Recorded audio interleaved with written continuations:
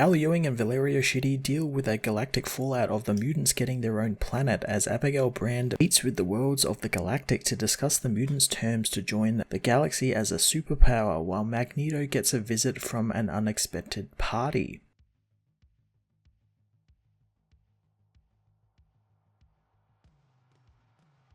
Al Ewing writes probably one of the most important X-Men related issues since the beginning of Hickman's run on the book and Planet-Sized X-Men, tackling the fallout of the new planet taking shape led by mutants. Everything in the issue was really important and had an important part to play in the overall mutant story, beginning with Captain America's interaction with Dr. Doom, something which was probably the highlight of the issue for me, with the character voicing what I assume much of the superhero community feels right now, that instead of searching for the future as one people, mutant kind decided to take it over and do it themselves. It's a little sad, and you can tell Steve is really upset that that is happening, and it definitely feeds into the more sinister nature of the mutants, especially when they reveal that they are using a newfound metal that they can make to bribe their way into a galactic community, and I can't help but feel that that's a little bit of a slight against T'Challa and Wakanda for ignoring their offers. They've gone and made their own metal that's better than vibranium. The big revelation Ewing has in store for us comes at the end of the issue with Magneto, and I shall not spoil it here, but it definitely is something that will affect Magneto going forward, and probably factors into the Trial of Magneto book that's coming up, since this could change everything the mutants have built.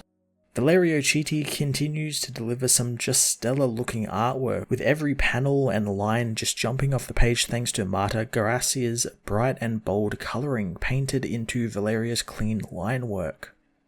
S.W.O.R.D issue 6 was an absolute must-read for fans who want to follow what the effects of the mutants spawning their own planet in the solar system are, as well as the repercussions of it changing how Earth is now seen. Al Ewing and his team do an utterly satisfying job bringing it all together in a highly entertaining read. I'm going to give this issue a 10 out of 10.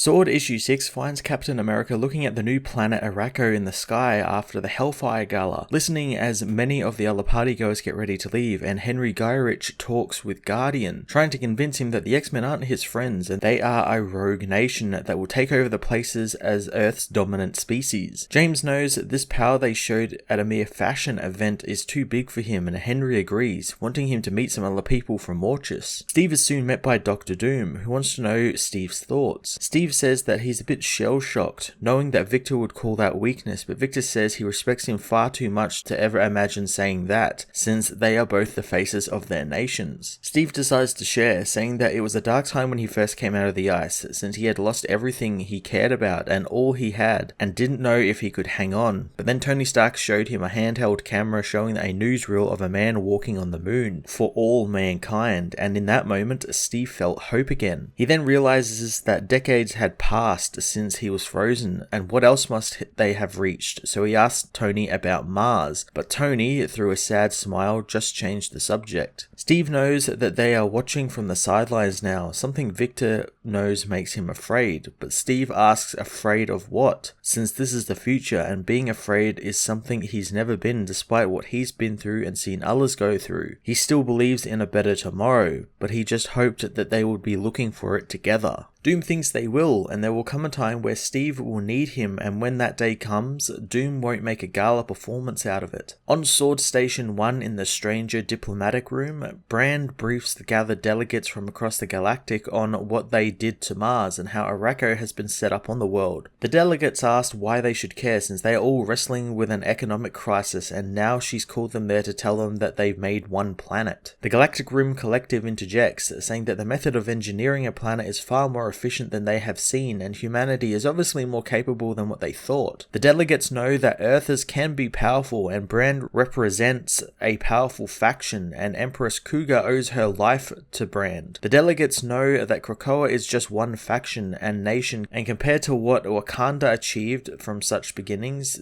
this is quite unimpressive. Smasher says that this will piss people on Earth off, and Nova agrees, since he's one of those people, and he doesn't want to start a fight twice in one one visit. But the mutants didn't consult anyone about this or even him, since he's meant to be Earth's representative on the Galactic Council. Frenzy says that he's made it clear where his priorities are, wondering where he was when Null attacked. Nova says he was off saving 7 billion other people and stopping some homicidal gods. Frenzy says then his plate is full enough and he doesn't need to worry about them, as Brand continues, saying that they all make fair points since the rest of the delegates are civilized communities and Earth is a backwater and a world of many factions, and they need to do more, and they have. She shows them Mysterium, a metal material condensed from exotic particles, and Earth's mutants are the only ones who can make it currently. WizKid takes over the meeting, showing that Frenzy has a strip of metal from a Kree Starliner hull which she easily bends. WizKid then shows Mysterium in the same strip form, knowing once it's set and cooled at below 2000 degrees Kelvin, it has strength on par with secondary adamantium, something even Frenzy cannot break. The metal also conducts electricity but barely conducts heat and is radiation proof. The mutant says that with the metal they can make starships with thinner hulls and ones that can fly through suns, and computers will run at 100% efficiency forever and never fail, and that's just the beginning of what comes next, since each delegate will leave with 100 tons of the metal for their people, and with that much they should be able to foster a minor economic miracle for their worlds. Star-Lord catches one of the triangular metals as Brand says that they can donate more to the Galactic Council to either back the credit or to be used as a new currency that they wish to be called the Soul. The collective have another query, wondering how much of the metal can be made at once, but Brand says they won't be flooding the universe with it, since it's quite an effort to make it, and they don't need it. The Wakandan delegate thinks that T'Challa will no doubt accept their gift in generous spirit, but no more, since Wakanda has their own tech and they don't need charity. Nova knows Brand doesn't do charity, and this is a bribe, wondering what it pays for. Brand is glad he asks, since Krakoa has had a similar deal with Earth, where they give them what they need and they ask for acknowledgement, since they know they have what the rest of the council has, a single united world and government, meaning Sol is finally a true solar system, and Planet Arrako will be its capital. Dr. Doom arrives, saying why should he care? Peter asks why he's there, so Doom asks why wasn't he invited, wanting to table that for now, and instead wanting Brand to answer his first question. Victor says that Brand told them that Sol is a true system like Spartax or Rigel or the Throne World, and Earth couldn't function as such because it is divided, or so she claims, but then she implied that Mars is different and it speaks with one voice, but he doesn't hear it. Manifold opens a portal as Brand says that they can make it happen, interested that that's the most important faucet for Victor. The man says that Brand is a planner at heart, and she speaks of foundation without which all her plans crumble. He demands to know who the King of Mars is, as a voice from the portal says that Victor knows their name. Storm comes through the portal saying that she is the regent of Mars and the voice of Sol. Back down on Earth, Magneto enjoys a drink alone when Scarlet Witch comes to see Eric, having received his invitation. Eric had hoped that she would see the fireworks, but Wanda couldn't, apologizing since she couldn't face the other mutants after everything, since the Pretender cannot sit at the feast. Eric wonders if he ever told her about his Anya, knowing that he probably didn't since that iron door was never open for him with them. He says that she had eyes like Wanda's and hair like autumn leaves, but the humans killed her all the same. He didn't even know he was a mutant back then, and it was just humans at the mercy of other humans, prey for their systems and societies, but now he finds himself the greatest mutant hero, and he helped build a world today, and he was happy for the children, but then he thought of how he failed his own children. Wanda reminds Eric that she isn't really his child, but Eric knows that, saying that sometimes what is real is not the same as what is true, and sometimes it takes two to pretend. Eric hugs Wanda, saying that she is his daughter and always will be, and he will do what he must to make things right.